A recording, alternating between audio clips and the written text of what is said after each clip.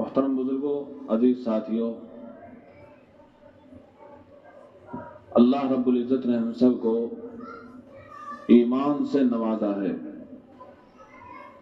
ایمان کی 60 سے زیادہ شاخیں ہیں۔ ارشاد نبوی ہے، الایمان بضع و ستون شعبہ۔ ایمان کی 60 سے زیادہ شاخیں ہیں۔ والحیاء شعبۃ من الایمان، حیا بھی ایمان کا ایک شعبہ اور ایمان کی ایک شاخ ہے۔ ہم دیکھتے ہیں کہ جس بندے کے پاس حیا زیادہ ہوتی ہے وہ گناہوں سے اتنا ہی بچتا ہے، اس کی زندگی اتنی ہی پاک دامنی کے ساتھ گزر جاتی ہے، اور جس کے پاس حیا کی جتنی کمی ہوتی ہے وہ گناہوں پر اتنی ہی جرأت کرتا ہے، وہ چھپ چھپ کے گناہ کرتا ہے، بار بار گناہ کرتا ہے، حتیٰ کہ ادھیڑ عمر تک پہنچنے کے بعد بھی گناہ کرتا ہے، گناہ سے باز نہیں آتا۔ لیکن جس بندے میں حیا ہوتی ہے پھر وہ گناہ سے بچتا ہے، یہ حیا اس کے سامنے آ جاتی ہے اور اس کو گناہ سے بچاتی ہے۔ اے بندے کچھ تو شرم کر، تو کس کا بندہ ہے؟ اے بندے کچھ تو شرم کر، کس کا کھا کر حرامی کر رہا ہے؟ اے بندے کچھ تو شرم کر، یہ آنکھیں کس نے دی ہے اور تو کہاں استعمال کر رہا ہے؟ اے بندے کچھ تو شرم کر، یہ پاؤں کس نے دیے ہیں اور تو کہاں استعمال کر رہا ہے؟ اے بندے کچھ تو شرم کر، یہ زبان کس نے دی ہے اور تو کہاں استعمال کر رہا ہے؟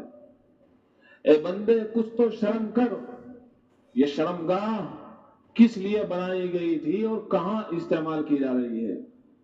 اے بندے کچھ تو شرم کر، یہ کان کس لیے بنائے گئے تھے اور کہاں استعمال کیے جا رہے ہیں؟ یہ طاقت اللہ نے دی تھی، کہاں استعمال ہونی چاہیے تھی اور کہاں اس کو استعمال کیا جا رہا ہے؟ حیا برانگیختہ کرتی ہے، انسان کو ابھارتی ہے، شرم دلاتی ہے۔ شرم کر، شرم کر، ہر موقع پر شرم کر۔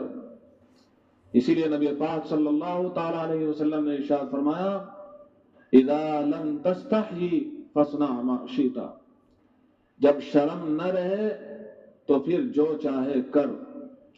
جب تک انسان میں شرم رہتی ہے وہ شرماتا ہے گناہ کرنے سے، وہ شرماتا ہے بدکاری کرنے سے، انسانوں سے شرم نہیں کرتا بلکہ اللہ سے شرم کرتا ہے، اس کے فرشتوں سے شرم کرتا ہے۔ ہماری شریعت نے تو یہاں تک کہا ہے، بلا وجہ اگرچہ تم تنہائی میں ہی کیوں نہ ہو ننگے مت ہوا کرو، کپڑوں کو خواہ مخواہ ایسے ہی نہ اتارا کرو، اس لیے کہ تمہارے ساتھ فرشتے رہتے ہیں۔ تو شرم کی اتنی تعلیم ہماری شریعت اسلامیہ نے دی ہے۔ مومن بندہ با شرم ہوتا ہے، بے شرم نہیں ہوتا، اور یہی با شرم مومن بندہ تقوی والا ہوتا ہے، پاکیزہ ہوتا ہے، پاک دامن ہوتا ہے۔ آپ علیہ الصلوۃ والسلام جو سارے نبیوں کے سردار ہیں، آپ علیہ الصلوۃ والسلام کنواری لڑکی سے بھی زیادہ شرم کیا کرتے تھے، کنواری لڑکی سے بھی زیادہ آپ علیہ الصلوۃ والسلام شرم کھایا کرتے تھے۔ اتنی شرم، اتنی حیا، اتنی حیا۔ حیا اتنی اہم صفت ہے، اتنی اہم صفت ہے دوستو، اللہ تعالیٰ نے حضرت شعیب علیہ الصلوۃ والسلام کی بیٹیوں کا تذکرہ فرمایا ہے۔ حضرت موسیٰ علیہ الصلوۃ والسلام ہجرت کر کے مدین پہنچے ہیں، دیکھا کہ وہاں پر مرد حضرات پانی بھر رہے ہیں، دو بیٹی ہیں اور بڑی نیک سیرت ایک طرف کو ہیں، ان کا نمبر پانی بہنے کا نہیں آیا ہے۔ تو حضرت موسیٰ علیہ الصلوۃ والسلام طاقتور انسان ان کا پانی بھر کر ان کو دے دیتے ہیں۔ چنانچہ وہ اپنے ابا کے پاس جاتی ہیں، ابا کو جا کر بتلاتی ہیں، ایک ایسا لڑکا ہے، با حیا ہے، بڑا نیک سیرت ہے، ہماری مدد فرمائی اور ہمیں پانی بھر کر دے دیا۔ چنانچہ ابا جان کہتے ہیں اس نوجوان کو بلا کر لاؤ۔ اللہ تعالیٰ نے اس کا تذکرہ قرآن کریم میں فرمایا ہے، فجاءت احداہما تمشی علی استحیاء، ان میں سے ایک بہن شرماتی ہوئی آئی، یعنی چال میں بھی شرم۔ آج کل کی عورتیں، ان کو کوئی اس سے لینا دینا نہیں ہے کہ شرم کیا چیز ہے، ان کا لباس حیادار ہے کہ نہیں، ان کی چال چلن حیادار ہے کہ نہیں۔ حضرت شعیب علیہ السلام کی بیٹی ہے، شرمیلے انداز کے ساتھ آئی، فجاءت احداہما تمشی علی استحیاء۔ تو کچھ تو وجہ ہے کہ اللہ تعالیٰ نے اپنی اس بندی کی صفت کو قرآن کریم میں ذکر فرمایا ہے کہ حیا کے ساتھ آئی، شرم کرتے ہوئے آئی۔ دوستوں اور بزرگوں، یہ حیا والی صفت ہمیں بھی اپنانی چاہیے۔ آپ علیہ السلام نے دیکھا ایک بھائی دوسرے بھائی کو نصیحت کر رہا ہے، اتنی شرم نہیں کیا کرتے، اتنی شرم نہیں کیا کرتے۔ آپ علیہ السلام نے سن لیا اور فرمایا دعہ، اس کو چھوڑ دے، فإن الحیاء من الایمان، اس لیے کہ شرم ایمان کا حصہ ہے۔ ایک موقع پر آپ علیہ السلام نے ارشاد فرمایا الحیاء لا یأتی الا بخیر، حیا جب آتی ہے تو خیر ہی آتا ہے، شر نہیں آتا۔ یہ صفت ایسی ہے جو ہم سب کو اپنانی چاہیے، اور یہ صفت جب آتی ہے تو انسان چھوٹا گناہ ہو کہ بڑا گناہ ہو، سب سے کرتا ہوا شرماتا ہے۔ یوسف علیہ السلام کے بارے میں آپ نے سنا ہے، بار بار سنا ہوگا کہ زلیخا ان کو سب سے اندر لے کر جاتی ہے، تالے لگائے جاتی ہے، پہنچ جاتی ہے سب سے اندر لے کر، بت رکھے ہوئے ہیں، کپڑا ڈال رہی ہے۔ حضرت یوسف پوچھتے ہیں یہ کیا کر رہی ہے؟ کہتی ہے یہ میرے خدا ہے، مجھے ان سے شرم آتی ہے۔ حضرت یوسف بھی کہتے ہیں تجھے ان من گھڑت خداؤں سے شرم آتی ہے، مجھے اپنے اللہ سے شرم آتی ہے۔ تجھے ان بتوں سے شرم آتی ہے، مجھے اپنے اس اللہ سے شرم آتی ہے جس کا کوئی پردہ بھی نہیں کیا جا سکتا ہے، جو ہر جگہ دیکھتا ہے۔ یعلم خائنۃ الاعین وما تخفی الصدور، چوریا آنکھوں کی سینوں کے راز، چوریا آنکھوں کی سینوں کے راز جانتا ہے تو سب کو اے بے نیاز۔ یہی ہے وہ صفت جس کا قرآن کریم میں اللہ تعالیٰ نے ذکر فرمایا، قل للمؤمنین یغضوا من ابصارہم ویحفظوا فروجہم، کہہ دو ایمان والوں کو، کہہ دو مردوں کو الگ سے کہیے، عورتوں کو الگ سے کہیے کہ اپنی آنکھوں کو نیچا رکھیں، اپنی شرمگاہوں کی حفاظت کریں، یہ تمہارے دلوں کو پاکیزہ کر دے گا۔ ان اللہ خبیر بما یصنعون، اور سن لو اللہ تعالیٰ کو خبر ہے ہر اس چیز کی جو تم کر رہے ہو۔ یہ نہیں کہ اللہ تعالیٰ بے خبر ہے، اللہ تعالیٰ کو ہر شے سے واقفیت ہے، ذرے ذرے کو پہچانتا ہے میرا اور آپ کا رب اللہ۔ لہذا ہمیں گناہ کرتے ہوئے شرم آ جانی چاہیے۔ اللہ بھی دیکھ رہا ہے، اس کے فرشتے بھی دیکھ رہے ہیں، جس دھرتی پر گناہ کیا جا رہا ہے وہاں ریکارڈ کیا جا رہا ہے باقاعدہ ہے۔ اسی لیے ہمیں چاہیے کہ ہم پاک دامنی اختیار کریں۔ سرور عالم صلی اللہ تعالی علیہ وسلم نے ارشاد فرمایا جو دو چیزوں کی ضمانت مجھے دے دے میں جنت کی ذمہ داری لیتا ہوں، جنت کی گارنٹی دیتا ہوں اس کو۔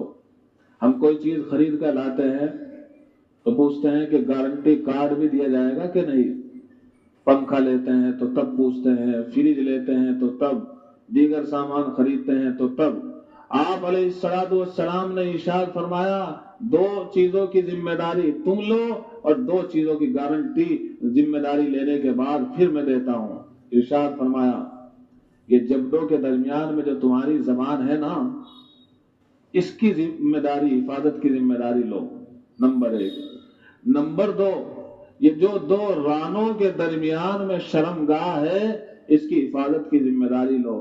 جس نے ان دو چیزوں کی حفاظت کی ذمہ داری لی، میں اس کے لیے جنت کی ذمہ داری لیتا ہوں۔ آپ علیہ الصلوۃ والسلام نے ارشاد فرمایا یاد رکھیے جس کی آنکھیں محفوظ رہتی ہے اس کی شرمگاہ محفوظ رہتی ہے، اور جس کی آنکھیں محفوظ رہتی ہے تو آہستہ آہستہ وہ زنا اور بدکاری میں جاتا ہے۔ اسی لیے تو قرآن کریم میں فرمایا گیا ہے وَلَا تَقْرَبُوا الزِّنَا، زنا کہنا تو بہت دور کی بات ہے، زنا کی سزا بڑی سخت ہے دوستو، دنیا میں بھی اور آخرت میں بھی، لیکن یاد رکھیے گا یہاں تو یہ ارشاد فرمایا جا رہا ہے وَلَا تَقْرَبُوا الزِّنَا، زنا کے قریب بھی مت جائیے۔ آواز سننے سے اگر برانگیختگی پیدا ہو رہی ہے، نفس ابھر رہا ہے، مت سنیے ایسے کی آواز۔ دیکھنے سے برانگیختگی پیدا ہو رہی ہے، مت دیکھیے۔ حضرت حکیم اختر صاحب تو فرمایا کرتے تھے جب گناہ کرنے کو ارادہ کرے، کسی کو دیکھنے کو ارادہ کرے تو میرا یہ شعر پڑھ لیا کرو، نہیں دیکھیں گے نہیں دیکھیں گے ان کو ہرگز بھی نہیں دیکھیں گے، نہیں دیکھیں گے نہیں دیکھیں گے ان کو ہرگز بھی نہیں دیکھیں گے کہ جن کے دیکھنے سے رب میرا ناراض ہوتا ہے۔ جس رب نے یہ آنکھیں بنائی ہے اس رب نے منع فرما دیا ہے کسی کو مت دیکھنا، کسی لڑکی کو مت دیکھنا، کسی عورت کو مت دیکھنا، اپنی بیوی کو دیکھ لینا، اپنی امی کو دیکھ لینا۔ اماں کو دیکھنے کے محبت کی نگاہ سے جو اپنے والدین کو دیکھتا ہے دوستو حج کا ثواب پاتا ہے۔ کتنی بڑی جو چیز ہمیں دیکھنی چاہیے تھی ہم نے وہ چیزیں دیکھنی بند کر دی ہے۔ ہمیں قرآن دیکھنا چاہیے تھا، قرآن ہم دیکھنا بند کر چکے ہیں۔ ہمارے گھروں میں قرآن رکھا ہوا ہے، مصلی بھی رکھا ہوا ہے، دیگر کتابیں بھی دین کی رکھی ہوئی ہے، تو کیا صرف رکھنے سے برکت پیدا ہو جائے گی؟